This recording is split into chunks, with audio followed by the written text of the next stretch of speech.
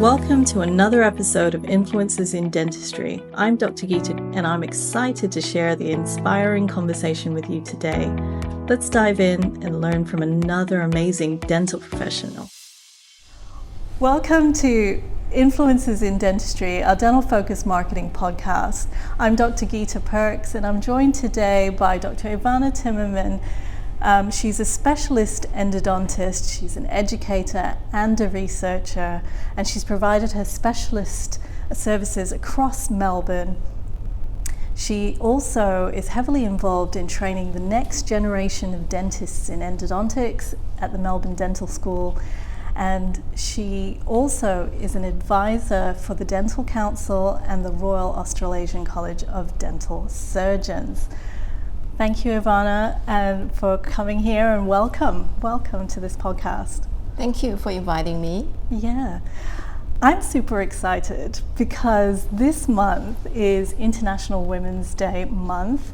And not only that, you're our first female guest on our podcast. So I have this warm feeling in my heart that you're here joining me today.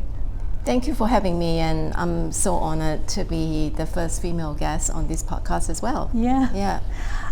Let's start by just, I'm really keen to understand your story and how you started on your journey into dentistry. And was it plain sailing for you? Did you always know that this is what you wanted to do?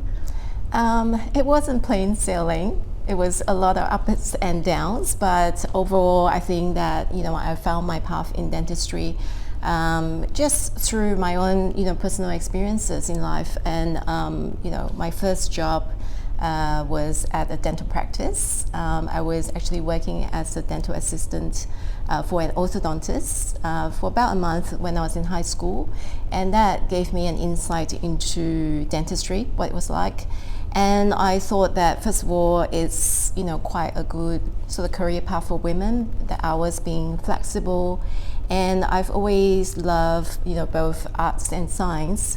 So it seems like a good combination of both. And therefore I, decided that, very early on that I would actually go into dentistry. Yeah. And what was that pivotal moment that you had when you decided that you wanted to then specialize into endodontics? Was there any particular mentor that you had, or what was pulling you towards that? I guess I decided to specialize pretty late in my career path. For example, I was probably about 10 years into my career as a dentist before I decided to do my fellowship exams with the Royal Australasian College of Dental Surgeons. And after doing the exams, I felt that, I need to question myself what I'm planning to do next in my career path, and think about, for the next 10 years, am I going to still remain as a general dentist? Am I going to start a practice or become an academic? All these questions sort of came up in my mind at the time. And so I explored different areas of dentistry, and I went in to observe various specialists. And in the end, I realized that my passion was in endodontics. And there were definitely moments, and there were definitely mentors there. For example, I was actually helping out volunteering for the Victorian Institute of Forensic Medicine. Oh, wow. For about 6 months. So I'll go in weekly, and I would read up on forensic medicine and dentistry in the library, and then I would volunteer and help out in the mortuary. Right. And that really opened my eyes to what forensic dentistry was about. And then I realized that, okay, this may not be a field that I would actually get into. So I went in and observed different specialists, and then in the end realized that I was most excited about endodontics, and that's how I ended up going into it. But I think it was through exploring different areas of dentistry, and then doing lots of different things, doing lots of courses and interacting with lots of different specialists, that I realized, what my true passion was. Yeah, that's great. When I've spoken to dentists, they typically tell me that they find endodontics really challenging, or it's a really intricate field because you're looking into those small dark spaces. So what is it that you find most rewarding about endodontics? I think my personality actually drew me towards endodontics because I really enjoy tough challenges in life in general. For example, when I encounter a very challenging case or patient, I will think, okay, it's time to work on this, work through this with the patient, or work through the case and make the best out of it.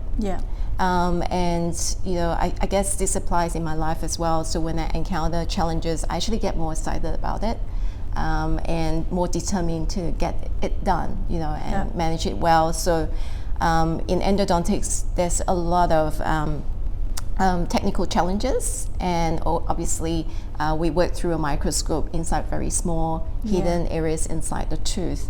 It's a bit like solving a puzzle inside the tooth that you can't see. And I think that that to me is interesting to figure out what is going on. And at the end of the day, I think that you need to feel excited by the challenge if you're going to become a specialist. What's a great mindset to have, that you turn that tough moment into something exciting. That's incredible.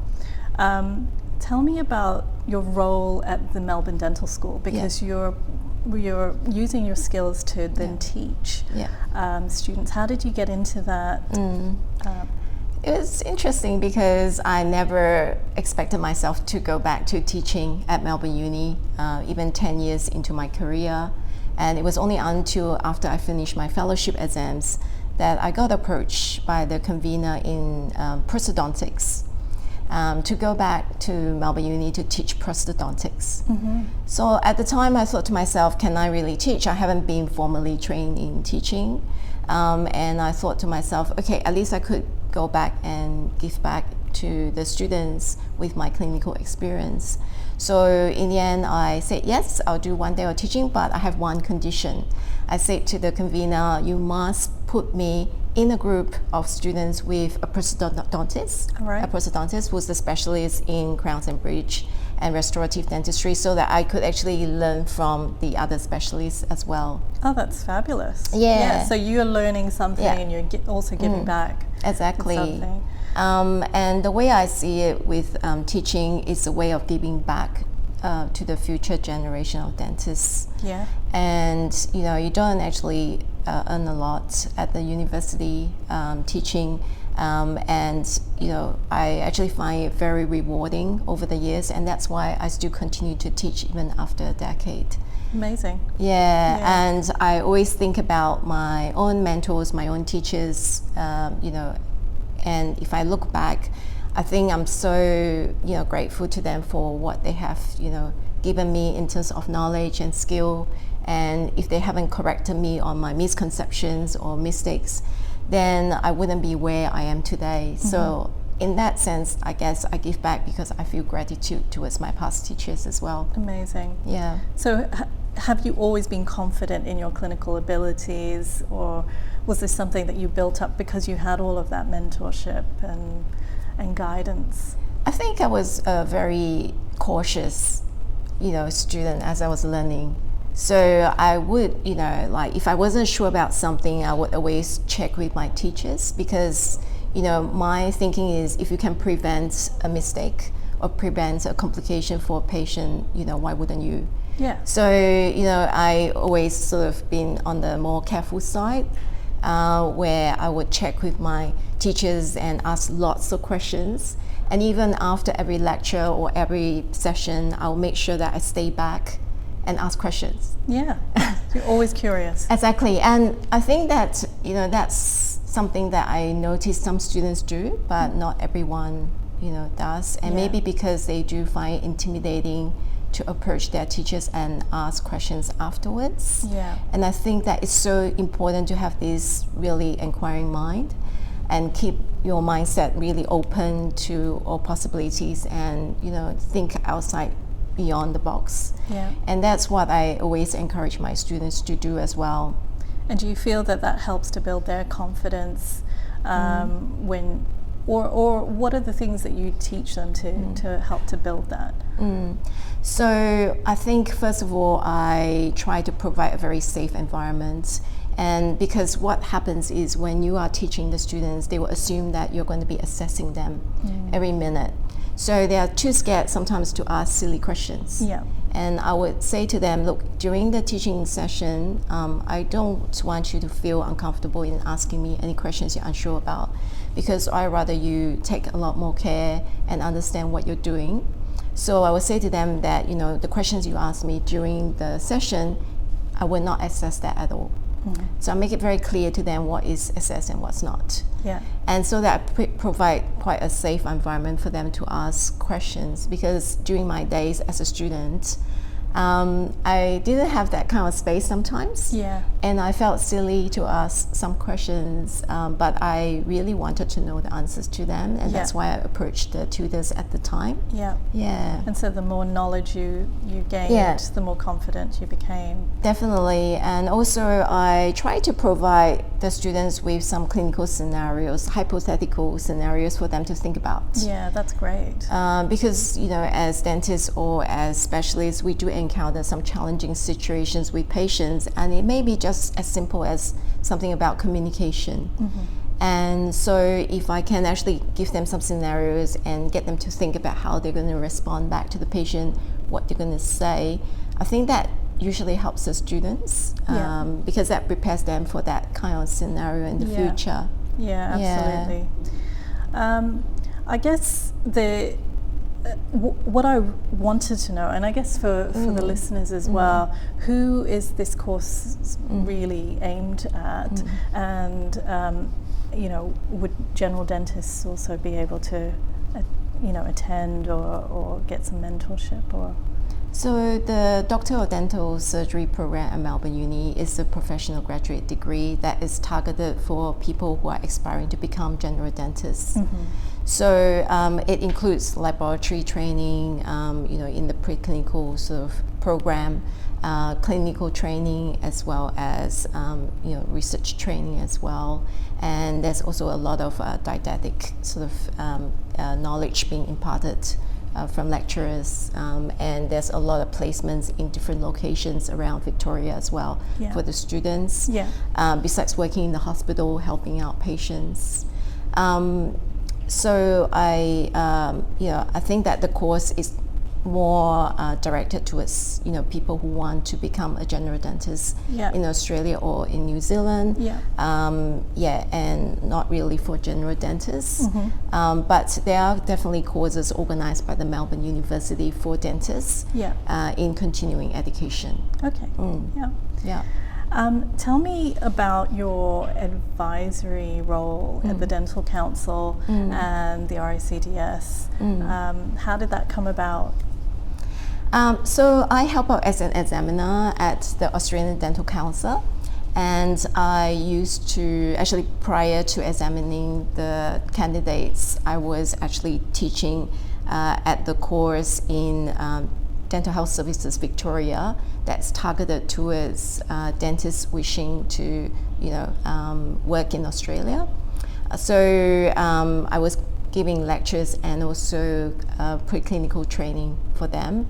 And it was through a friend that I found out about the Australian Dental Council seeking examiners. Right. And then after speaking to her about it, then I realized, okay, this is something that I would be interested to get into. And because I did my graduate certificate in clinical teaching back in 2019 at Melbourne Uni, it gave me a bit more of an insight to assessments of clinical learners. So actually it drew my interest towards the assessment process, and I thought it would be really good exposure to be involved with the Australian Dental Council in that way. With the Royal Australian College of Dental Surgeons, after I finished my fellowship exams, this was back in 2011, I decided to help out at the regional committee in Victoria and Tasmania, to help them set up scientific meetings, set up tutorials for the candidates. So as a result of doing all that and being involved with the regional committee, I ended up being one of the mentors in the membership exam committee. Right. And then I ended up later on, helping out with the examination process. And so now I, became one of the committee member in the MRA CDS examination committee, and also with the board of studies. That's impressive. Thank you. So this next question that I have is something that excites me, which is about the future of dentistry. And we've seen a lot of advances in dentistry, particularly in technology, and diagnosis. Is there anything in endodontics that you've seen that has been advancing over the last few years, or you foresee that's going to be advancing? I think in endodontics there's always going to be advancements in various areas. For example, I see 3D printing being used for endodontic surgery and also initial treatments. So they print out like a 3D model of a tooth for the endodontists in training to practice on before they actually carry out the treatment inside the patient's mouth. And I think that's really good because it gives the learner a chance to practice on a 3D model before deciding how to tackle that in the patient's mouth. Right.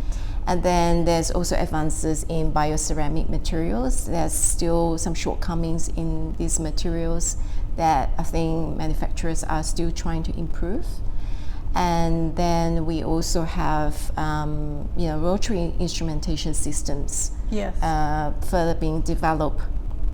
But there are some downsides to those systems because now there's a lot of manufacturers who were not involved with dentistry in the past, trying to manufacture lower cost rotary instruments, and it's uncertain about the quality of those instruments as well being developed. And then we also have even other advances like say in 3D systems like the CBCT, trying to actually achieve better resolution for the images that we get. It's incredible the amount of advancements that we've had in the last few years. You've been incredibly successful in your career, but I also know that you're successful personally in your fitness, and fitness is a big part of your world, as I know. And correct me if I'm wrong, but you've completed 24 marathons so far. Is that right? Yes. 24. Yes. I mean, one marathon is quite an achievement, but 24 is incredible. How did you get into your fitness? Where do you even begin to start with that? It started soon after the pandemic started. So I actually got back from overseas and to Melbourne from South America, and then encountered the first lockdown in Victoria when I got back from my trip. And I also went into the first hotel quarantine in Victoria at the time. Oh wow. Yeah, and so I was kind of being placed in a hotel room for another 2 weeks before I could get out. So once I got out, I told myself I'm just going to go outdoors and get an hour of sunlight every day, fresh air every day. And that's how it started. I thought, instead of walking, I could get myself fitter by running. And I started running just like 1 kilometer and walk, 1 kilometer and then ran another kilometer. And that's how it all started with the running process. Amazing. So I haven't been running for that long. No, you haven't. And still managed to achieve the 24. Incredible. And I know that you also do your weight training, and also you facilitate that Run the Tan. And for anyone who doesn't understand what the Tan is, it's the track around the botanical gardens on a Saturday morning. So you do that as well. So how do you fit all of this in? I think it comes down to having a very strict sort of schedule in your life that you can stick to. And you need to tell yourself, these are the times which I'm going to block out in my day, and then get this done. Yeah. And you have to sort of also prioritize, your health and fitness over some other things that you might do. Yeah. Yeah. For example, like scrolling on your phone. Oh yeah, that can take up so much of exactly. time, and it just, before you know it, it's gone. Exactly. So you have to be able to prioritize your time to do what you really want to do in your life, I think. So it comes down to a bit of setting your routine during the week, setting those times away from what you want to do in your life, and also being disciplined and tell yourself, I'm respecting myself by actually doing all this. So yeah, it comes down to all that. And you have fun doing it too. Definitely. And also I think that being involved with a community of like-minded people who are also invested in their health and fitness, it really helps. It does. Because it motivates you as well, seeing that those people are struggling as much as you are. When you're trying to get fitter. Yeah, absolutely. I've joined you on the Saturday mornings you before, did. And then had lots of fun. So so what's next for you professionally and personally through your fitness? So I'm the person who likes to sort of make my plans as life goes on. And I do have some plans for this year in terms of continuing education, providing some lectures for dentists and dental students. In terms of my work life, I'm still working in private practice. I'm still teaching at uni, so that's something that I like to continue. And I definitely like to go back and do some more research in my life. Yeah. So that's something that I'm looking forward to, and also doing some travels as well this year. Yeah, amazing. In terms of fitness, I usually like to announce the races that I complete after I complete them. Well, that's fair. Yeah. So I will keep that a bit of a secret for now. Yeah. And then we'll see what happens. Yeah, not adding to the pressure. Just to round this up, and because it is the month of International Women's Day, what does it mean to you? With International Women's Day, I see it as a day to reflect and to celebrate other women. With celebrating other women, I mean we're celebrating their commitment to the dental profession, their innovation and their resilience.